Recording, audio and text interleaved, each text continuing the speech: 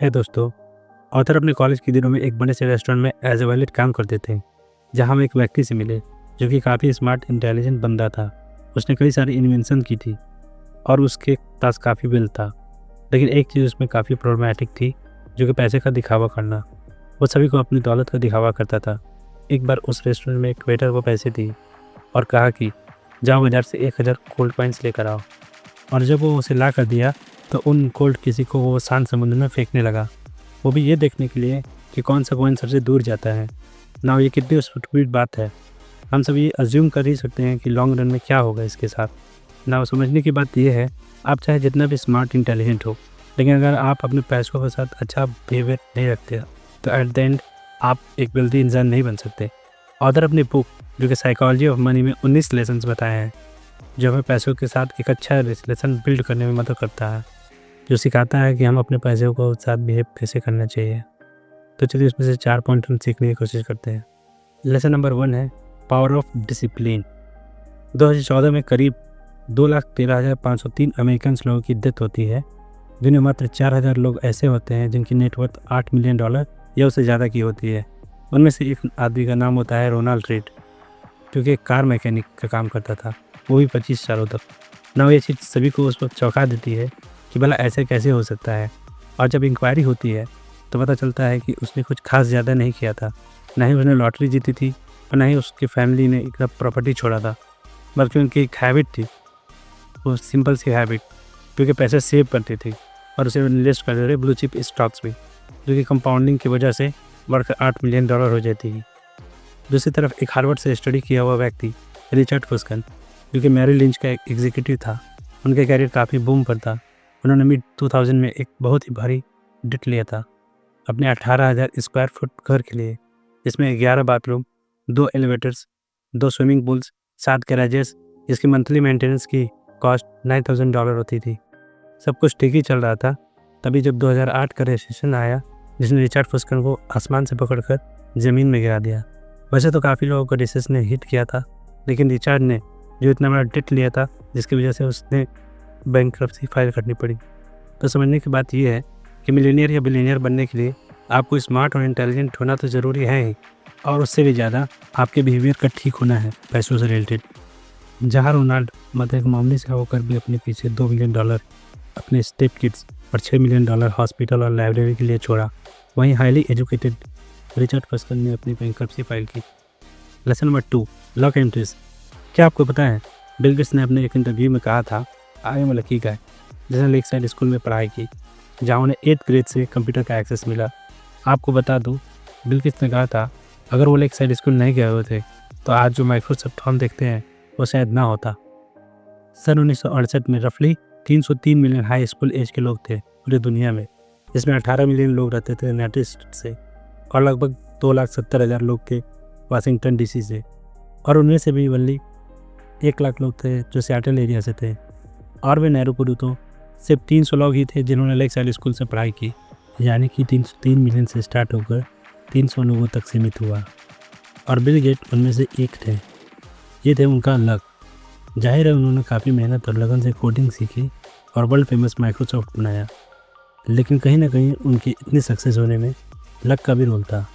दूसरी तरफ एक और इनका साथी, जो कि बिल गेट्स की तरह ही काफ़ी इंटेलिजेंट था, जिनका नाम केंट इवांस था। आई एम श्योर बहुत कम लोग ही सुने होंगे। दोनों काफ़ी अच्छे दोस्त थे, लेकिन उनके हिस्से में लक कजिन रिस्क आया। वो एक माउंटेनियरिंग करते उनकी डेथ हो गई। प्रत्येक साल करीब 3 दर्जन लोगों की डेथ होती है अकेले यूनाइटेड स्टेट में, जिसमें एक केंट इवांस भी थे। उसी तरह दोस्तों, जब हम किसी की सक्सेस को देखते हैं तो उसमें लक का भी काफ़ी अहम रोल होता है। सिमिलरली, जब कोई इंसान बहुत मेहनत करता है, जान लगा देता है उस पर, इसलिए उसे नाकामयाबी मिलती है, तो हो सकता है कि उसमें लक का ही हाथ हो। मैं कतई ये नहीं कह रहा कि बस हमें लक के भरोसे बैठे रहना, हमें मेहनत तो करती ही रहनी चाहिए, अपने स्टेप्स आगे बढ़ाते ही रहने चाहिए, लेकिन उसके साथ साथ लक और रिस्क को भी कंसीडर करना चाहिए। Now lesson number 3, never enough. Shelter island पर एक बिलियनियर ने पार्टी दी होती है, जिसमें वो अपने साथी जोसेफ अलार को कहते हैं, जानते हो जोसेफ, आज का जो होस्ट है वो हेज फंड मैनेजर है, और उसने एक दिन में इतना पैसा कमाया है जितना तुमने अपने पॉपुलर नोवेल कैट 2 से अभी तक नहीं कमाया। तो इस पर जोसेफ बोलते हैं, अच्छा, पर एक चीज़ मेरे पास है जो उसके पास नहीं है। तो इस पे पूछते हैं वो क्या चीज़ है? तो इस पे जोसेफ बोलते हैं आई हैव एनफ। चलो इसे समझते हैं एक एग्जाम्पल से। रजत गुप्ता जो कि कोलकाता के रहने वाले थे, वो एक अनाथ थे जिसने काफ़ी मेहनत की, अपना नाम बनाया। वो जब 40 की उम्र में थे तब वो वर्ल्ड फेमस प्रेस्टिजियस फर्म मैककिन्सी के सीईओ बन गए थे। उन्होंने 2007 में रिटायरमेंट लिया था। उन्होंने फिलांथ्रोपी के लिए बिल गेट के साथ मिलकर काम भी किया। वे 5 पब्लिक कंपनीज के बोर्ड ऑफ डायरेक्टर में भी बैठे थे। उनकी नेटवर्थ 2008 में अप्रोक्स $100 मिलियन था, जिसका 5% एनुअल रिटर्न जो कि $600 पर आवर के हिसाब से 24 घंटे जनरेट करती। इतना सब होने के बावजूद भी रजत को एक प्रॉब्लम थी, वो थी नेवर एनफ की। मीन्स वो मिलीनियर नहीं बल्कि बिलीनियर बनना चाहते थे। चूँकि वो गोल्डमैन सैक्स के मेंबर भी थे, जहाँ से उन्हें एक वैल्यूएबल इन्फॉर्मेशन मिली जिसका यूज़ करके उन्होंने इनसाइडर ट्रेडिंग की। उसके बाद उन्हें इसके लिए जेल भी जाना पड़ा। उनका सारा रेपुटेशन ख़राब हुआ। अगर वो इस बात को समझते कि बस इतना उनके लिए इनफ है। इसलिए दोस्तों, पैसा कमाना हर किसी के लिए ज़रूरी है, लेकिन वो एक स्टेज जब आ जाता है, जब हमारे पास इनफ हो जाता है, तो हमें ठहरना भी चाहिए। Now coming to our last point, जो कि है getting wealthy versus staying wealthy. 1877 में जन्मे जेसी लिवरमोर जो एक ग्रेटेस्ट स्टॉक मार्केट ट्रेडर बने, वो भी उस समय जब अधिकतर लोगों को ये भी पता नहीं था कि ऐसा कुछ करके कमाया जा सकता है। जब सन 1929 में स्टॉक मार्केट क्रैश किया, तब ग्रेट डिप्रेशन हुआ। आधे से भी ज़्यादा स्टॉक मार्केट की वैल्यू गिर चुकी थी। लिवरमोर की वाइफ डोरोथी काफ़ी डरी हुई, उनका इंतज़ार कर रही थी। डोरोथी और उसके बच्चे जेसी को रोते हुए ग्रीट किया। उनकी माँ एक रूम में अलग छिपी थी टेंशन से। ये सब देखकर जेसी को कुछ समझ नहीं आ रहा था। तभी जेसी ने खुशी से बताया कि उसका आज का दिन कितना लक्की रहा। तब उनकी वाइफ कहती है, क्या हम बर्बाद नहीं हुए? तब लिवरमोर कहते हैं कि नहीं, आज तो मेरा बहुत अच्छा प्रॉफिट हुआ मार्केट से, क्योंकि मैंने शॉर्ट किया था मार्केट में, जिससे जेसी लिवरमोर ने उस एक दिन में 3 बिलियन से ज़्यादा का प्रॉफिट बनाया था। लेकिन अगर उनकी लाइफ को 4 साल फास्ट फॉरवर्ड करते हैं, तो चूँकि लिवरमोर ने इतना ऑलरेडी पैसा बनाया हुआ था, जिससे उन्हें ओवर कॉन्फिडेंस की प्रॉब्लम हुई। वे बड़े बड़े बेट्स लगाए जो उन्हें कर्ज में ले गया, जिससे उनका सारा वेल्थ मार्केट ने फिर से छीन लिया, जो कि एक कॉज बना उनकी डेथ का।